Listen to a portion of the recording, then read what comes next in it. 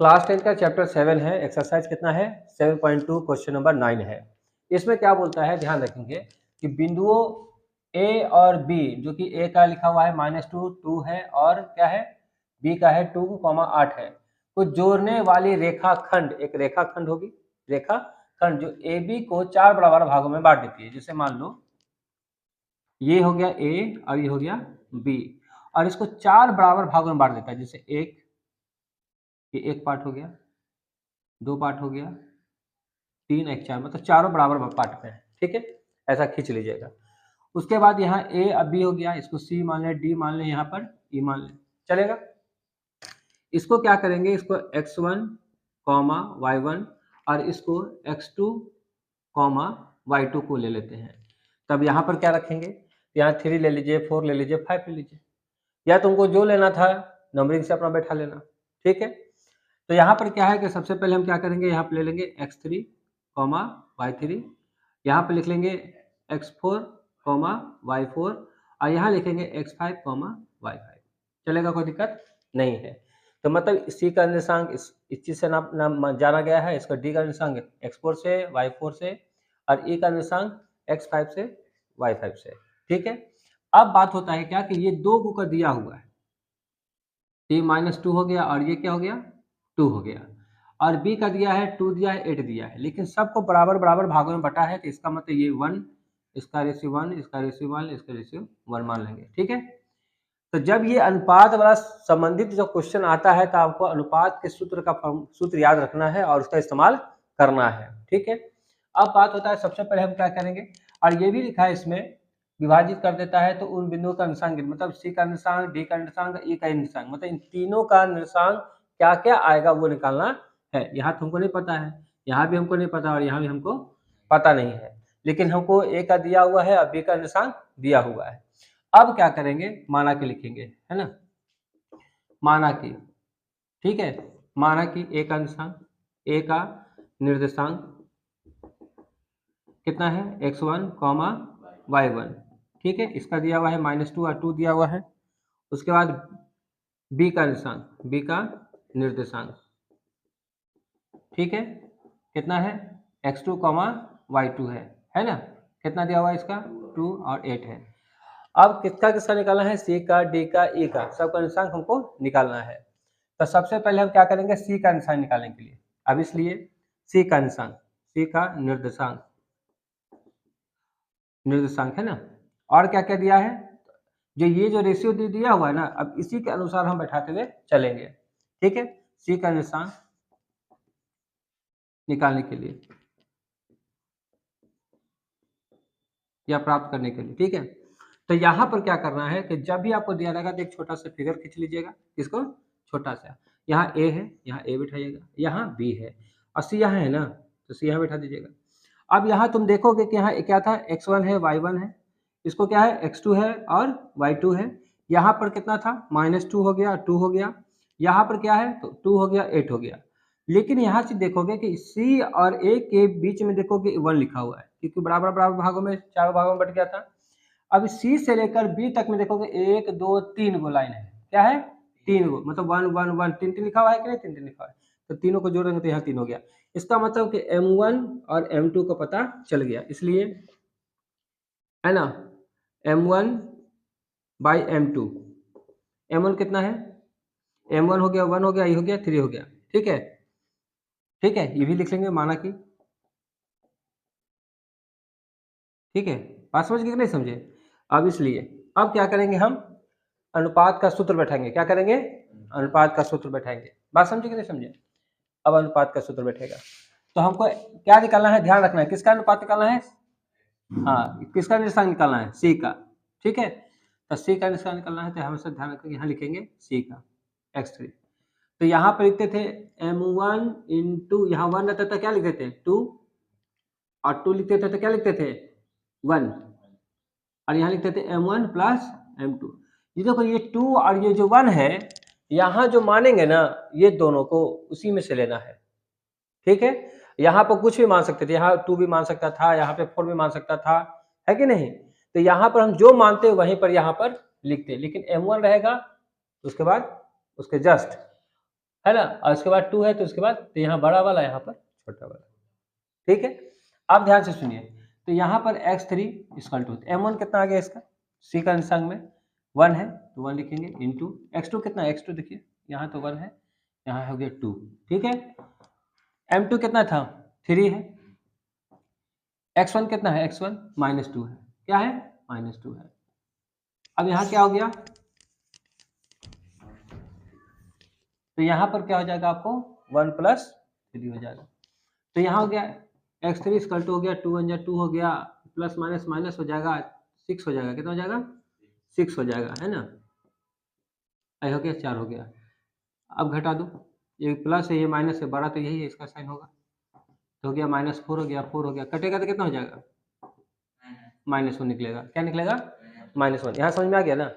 फिर अब क्या निकालेंगे, अब y निकालेंगे c का, है ना, तो y इसलिए फिर ठीक है, क्या निकालेंगे c, फिर तो y किसका निकालना है, c का निकालना है, तो y3 इक्वल टू m1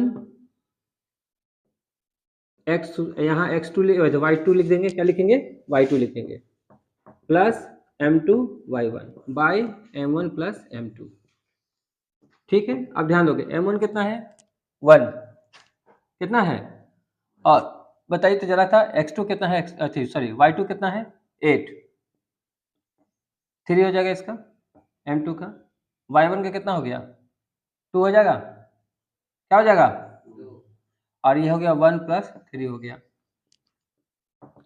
तीसरे से 8 हो गया, ये 6 हो गया, ये 4 हो गया, तो कितना हो जाएगा जी, पक्का इतना ही आएगा, ठीक है ना। y2 का कितना था, y2 का देख लीजिए एक बार, y2 का 8 हो गया, ठीक है, ठीक है, और m2 का कितना है, m2 का हो गया आपका 3 हो गया, ठीक है, y1 का कितना हो गया, y1 का देख लीजिए, y1 का 2 हो गया, ठीक है, ठीक है, तो काट दो, 7/2 आ जाएगा, निकल गया, तो इसलिए अब यहाँ पर यहाँ हो गया, इसलिए c का निशान कितना हो गया x3 और y3, इसका कितना निकल गया, x का जगह कितना हो गया -1 x3 की जगह, और y3 की जगह 7/2, ये किसका निकल गया, हमको c का निकल गया। अब निकालेंगे d का, d का निर्देशांक सांक के लिए, ठीक है। अब ध्यान रखना है कि d का निर्देशांक निकालेंगे तो फिगर फिर खींचेंगे छोटा सा दिखाने के लिए, ठीक है, बात समझ गए ना। तो यहाँ क्या करेंगे, a ले लेंगे और यहाँ लिख लेंगे b, और यहाँ पर d है, क्या है d है, क्या है d है, ध्यान दो इधर, तो यहाँ पर क्या हो गया x1, y1, x2, y2, और d का क्या था जी x4 और y4, बुक किताब पलटो मत, ध्यान दो, किताब इधर ध्यान दो, नींद में रहेगा, रात भर पढ़ता है ना, बहुत मेहनत करता है, तो कल टेस्ट था नहीं, बहुत मेहनत करता है, देखते हैं कितना मार्क्स आता है।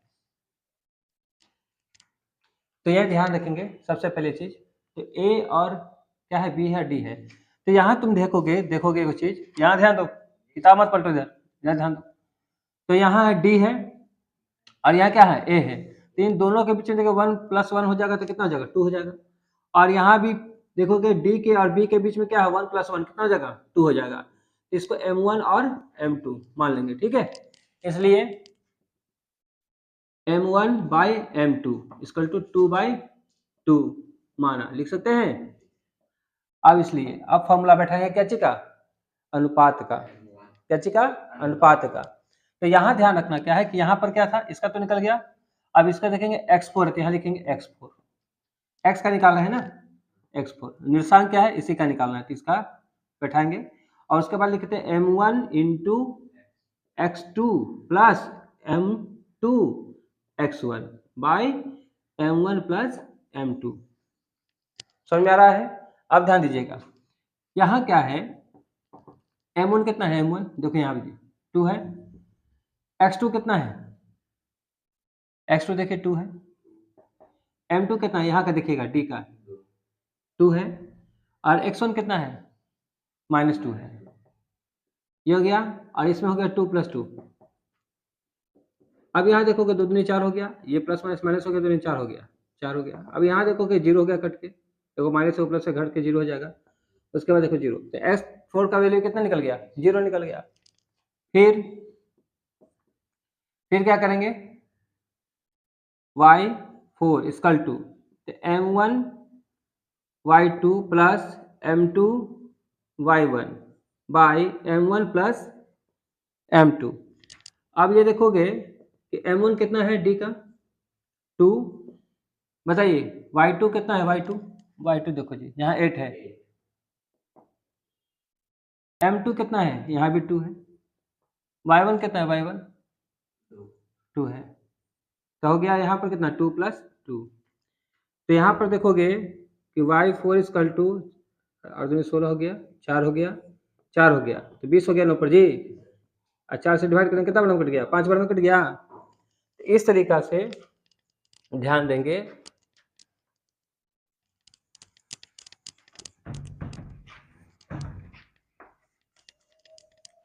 इस तरीका से ध्यान देंगे तो d का निर्देशांक, इसलिए d का निर्देशांक कितना हो गया, x4 y4 इक्वल टू कितना हो गया, x का 0 हो गया, y का कितना हो गया 5 हो गया। तो ये किसका निकला, d का निर्देशांक निकल गया। अब हमको निकालना क्या है, e का, जो लास्ट है, बात समझ गए ना। तो e का निर्देशांक के लिए, ठीक है। अब यहाँ पर क्या होगा कि m1 और m2 माने के कौन कौन सा है, तो फिर क्या ध्यान, एक छोटा सा फिगर खींचेंगे, क्या करेंगे, छोटा सा फिगर खींच देंगे। बात समझ आ रहा है, समझ में आ रहा है जी, नींद में रहेगा, रात में जरूर कुछ खा पी के आया होगा जी।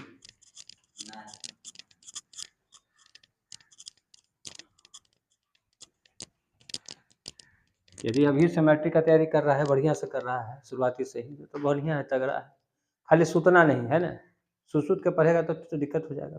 आपको सर जगले रहे, जगने के लिए कहाँ बोले, मान लो कि एक टाइम अच्छा सा सो, रात में 4 घंटा 5 घंटा 6 घंटा जो सोना है सो, ठीक है ना। लेकिन जो क्लास में ऊँघी मारोगे तो हम क्या कहेंगे, हाँ हम समझ में आ रहा है, हाँ सो नहीं ज़्यादा, हाँ सब याद रहेगा, है कि नहीं, क्या रहेगा, सब याद रहेगा। चल ध्यान दो, तो यहाँ पर हमको e का निर्देशांक के लिए, तो e का यहाँ है, देखो यहाँ e, तो यहाँ पर एक e डाल देंगे, ठीक है। यहाँ रखेंगे a, यहाँ रखेंगे b, इसको क्या मानते हैं, x1 y1, ठीक है, इसको x2 y2, और यहाँ पर जो e है, e में कौन है, x5 है, और फिर क्या है, y5 है जो दिया हुआ है। तो ध्यान देंगे कि a से लेकर e तक के बीच में देखोगे 1 2 3 नंबर दिया हुआ है, 1 1 1, जोड़ देंगे तो कितना हो जाएगा 3, और ये हो जाएगा 1। इसका मतलब हो गया m1 हो गया, यह क्या हो गया m2 हो गया, समझ में आ गया। अब यहाँ इसलिए m1 बाई m2 कितना हो गया, ये 3 हो गया, ये क्या हो गया माना, ठीक है, जो लिखिए, ठीक है। अब ध्यान से सुन लीजिए, अब यहाँ से क्या करेंगे, हमको क्या निकालना है, e का निशान निकालना है। तो e का निशान, तो x कितना है इसका 5 है, लिख लेंगे। अब यहाँ लिखेंगे m1, किनारे किनारे देखिएगा, किनारे किनारे m1 है तो x चल रहा है ना, तो x2 plus m2 x1 by m1 plus m2, तो x5 इक्वल टू m1 कितना है देखिएगा 3 इंटू x2 कितना है, x2 यहाँ था ना, x2 निकाले थे, हाँ यहाँ था, x2 कितना है 2 प्लस m2 कितना है, ये क्या देखिएगा 1, और x1 का -2, तो यहाँ हो जाएगा 3 + 1। अब x5 इक्वल टू 3 दूनी 6 हो गया, आई प्लस माइनस माइनस हो जाएगा 2, ये 4 हो गया। तो देखो जी कितना आएगा, घट जाएगा तो 4 आएगा, कट के कितना आ जाएगा 1 आ जाएगा, तो x5 बराबर कितना निकल गया 1 निकल गया। अब निकालना है किसका, फिर निकालेंगे y किसका, y5 का, ठीक है, इक्वल टू लिखेंगे m1, यहाँ 2 लिखेंगे, यहाँ 2 लिखेंगे, तो यहाँ पर क्या लिखेंगे 1 लिखेंगे, ठीक है। तो m1 प्लस m2। अब यहाँ ध्यान दीजिएगा, अब ध्यान दो m1 कितना है जी, e का देखो 3 है इंटू y2 देखो y2 8 प्लस m2 देखिए e का 1 y1 देखिए -2 है, सॉरी वह कितना है 2 है 2, वो x का था। तो यहाँ हो गया कितना 3 + 1 8 24 हो गया, 4 दूनी ऐसे 4 दूनी करे 2 एकम 2 हो गया, ठीक है। और कितना हो गया 4 हो जाएगा, कितना हो जाएगा 24 तो 26 ना, 26/4 काटिए तो 13 कितना हो जाएगा 2 हो जाएगा। तो ये y5 का निकल गया, किसका निकल गया y5 का। तो इसलिए क्या लिखेंगे e का निर्देशांक, e का निर्देशांक ठीक है कितना है x5, y5 इसका टू कितना हो गया, बोलिए x का कितना आया और इसका कितना आया 13/2,